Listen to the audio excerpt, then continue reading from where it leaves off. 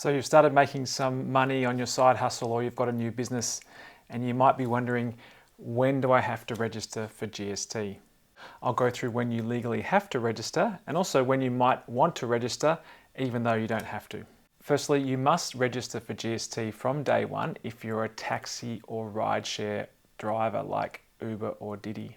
Now, if you're neither one of those businesses, then there is a threshold at which you need to register for GST, and that's $75,000. Now, there's sometimes some confusion around this. Sometimes people think, well, it's not until I've earned that much in a year or billed that much that I have to register. But there is some distinction here that's really important.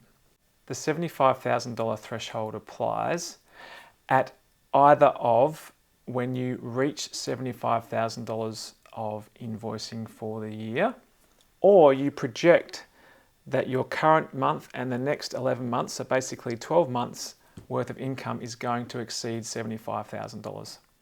So let me explain that by way of an example. If you're only invoicing $5,000 a month at the moment, that would mean that your total income for a 12-month period would be $60,000. In that case, you're not obligated to register for GST.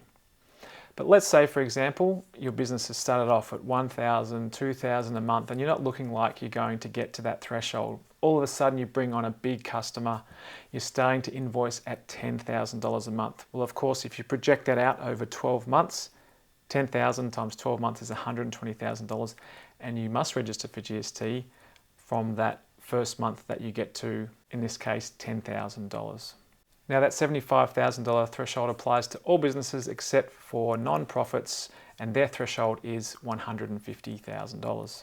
So now the question is, if I'm not required to register for GST, why should I, or why would I want to register early?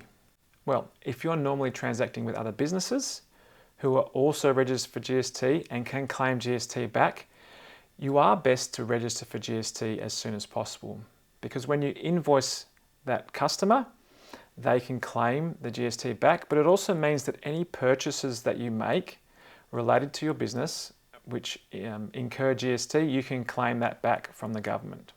On the other hand, if most of your customers are consumers who aren't registered for GST and can't claim it back, you're best to hold off on registering for GST as long as possible, because it puts you at a price advantage to your competitors. So the general advice is, if you are working direct with businesses, it's best to register for GST as soon as you can. If you're dealing with customers, consumers who aren't registered for GST, then it's best to hold off as long as you can.